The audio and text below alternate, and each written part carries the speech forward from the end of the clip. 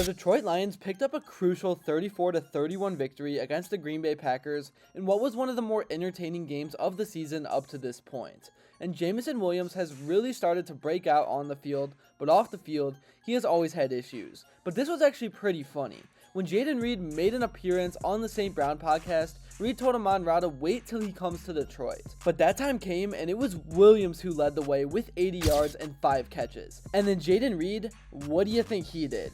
0. Not one single catch. Williams commented under a Bleacher Report Instagram post to completely roast Reed, asking if the former second-round pick even came to Detroit. And Reed responded to this by telling Williams to do his homework on career stats, which that was an awful comeback. And finally, Williams replied to the 24-year-old's answer, stating that a player is only as good as their last game, referring to Reed's catchless night in Detroit on Thursday. But outside of that, this was a game that really solidified one thing.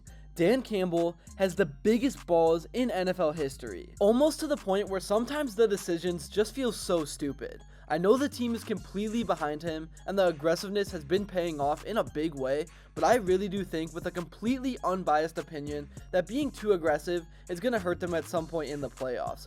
I really thought going for it with 40 seconds left was really putting everything on the line with very little to gain. And if Campbell does that in the playoffs and Goff does slip on that play, the Lions could lose in a fashion worse than what happened in the 49ers game. And again, I'm really not trying to shame or talk down on Campbell and this team, because what they've done is incredible, and they are putting together one of the most dominant seasons of all time in NFL history. I just think they need to be 10% less aggressive. There is no way the analytics said to go for it there. Anyways, outside of that, in this video, I'm going to talk more about the Lions win over the Packers. I'm going to talk about what it means for them moving forward. I may do a little film breakdown, and then we will talk about how the defense was able to shut down Jayden Reed to create this whole debacle. But before I begin, I would really appreciate it if you would drop a like and subscribe.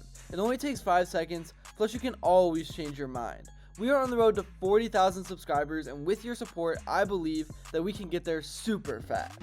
Alright, so recapping the game, the Lions wanted the opening kickoff, and it proved to be for good reason. Detroit drove 70 yards in 11 plays and found the end zone on a 3-yard touchdown run from David Montgomery after the Lions earned an extra set of downs thanks to a Packers illegal contact penalty on 3rd and goal. Detroit converted 2 third downs on a drive with completions to Amon Ra St Brown in the flat and Jameson Williams to keep the drive alive.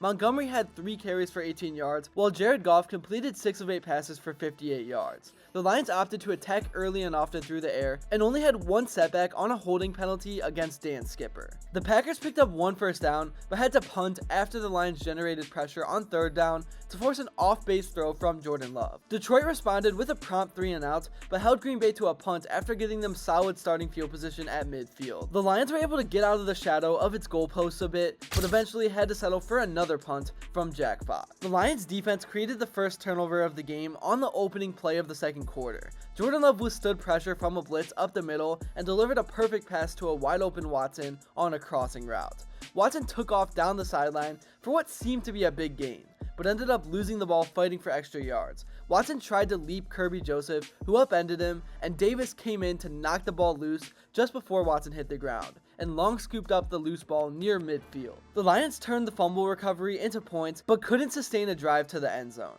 They went 29 yards in 6 plays to set up a 43-yard field goal from Bates, who bounced back after missing his first NFL field goal last week against the Bears. The Lions picked up a first down with a 10-yard completion to Sam Laporta, followed by a personal foul against Packers linebacker Quay Walker for a late hit against Dan Skipper to reach field goal range. Detroit got stuffed on a run and missed on an attempted pass to Jameson Williams to kill the drive. And then after that, Josh Jacobs on the other end scored a touchdown to put the Packers on the board to make the score 10-7. The Lions took the final 5 minutes off the clock and answered Green Bay's touchdown with one of their own to reestablish a 10-point lead. They reached the 4-yard line with a completion to Sam Laporta and then ran down to the 1-yard line. Jared Goff ran a quarterback sneak on 2nd and goal and initially got a touchdown, but replay showed he was short. And David Montgomery got stuffed on 3rd down. The Lions ran a spread set with 3 tight ends and Tim Patrick on the field, and flooded the flats while Gibbs cooked a linebacker with a Texas route for a wide open touchdown over the middle with 10 seconds left in the half. And then to open up the second half, the Packers scored the first touchdown to bring the score back within 3. Christian Watson put the Packers in scoring position on this drive, breaking free in the secondary for a huge 59-yard gain. And this is when the game kind of started to get that shootout feel to it. and things would continue to take a turn because Goff was intercepted, and then all of a sudden, the Packers were back up by 4. But the Lions found another answer for that punch thrown by the Packers. Detroit put together a 13-play, 70-yard drive that ended with Jared Goff hitting an open Patrick on a hitch at the goal line on 4th and goal from the 3-yard line for his first touchdown as a Lion. The drive started with Jared Goff converting a 4th and 1 with a quarterback sneak at midfield, followed by 2 first down gains from David Montgomery and Jahmyr Gibbs to reach scoring range. The Lions picked up 5 more yards before having to find a way to convert on 4th down with a pass to Patrick. But then, early in the 4th, Jacobs punched in another TD to put the Packers back on top. But then Tim Patrick made yet another big play to put the Lions back on top, and back and forth we went. With about 3:30 left to go, the Packers kicked a field goal to tie it, but you just knew the Lions were gonna end it. Well, it almost took a turn because of that gamble that Campbell took, but at the end of the day, they got the walk-off field goal. And the Lions clinched the playoffs with that win, but that is the last thing on their mind. They are worried about getting that 1 seed and a bye.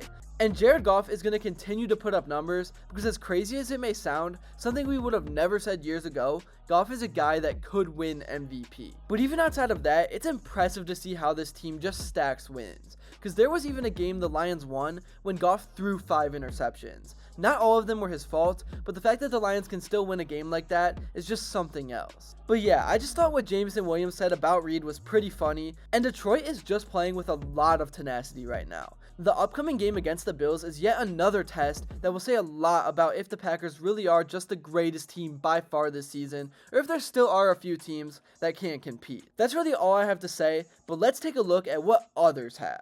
The Lions in the midst of their best season in half a century at minimum. And Rex, look, I've known you a very long time. That 4th down, it works, so he's a genius. There's no way in the world you go for it in that situation. You're wrong, Greeny. You're dang right I would. And I did it before in a playoff game in a similar situation. All right, but I'm going to say this.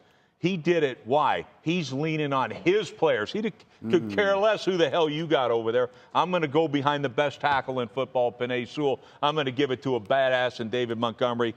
Like, that's what he is, and that's who he is. That's the team. By the way, I got to say this. Yeah.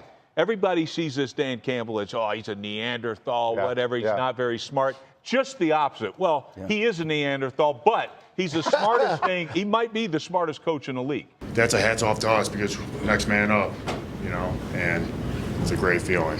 Thanks so much if you made it to this point in the video, and if you enjoyed and haven't yet, please be sure to drop a like and subscribe because your support truly does mean the world. And also, let me know what you would like to see next, and until then, I will see you all later.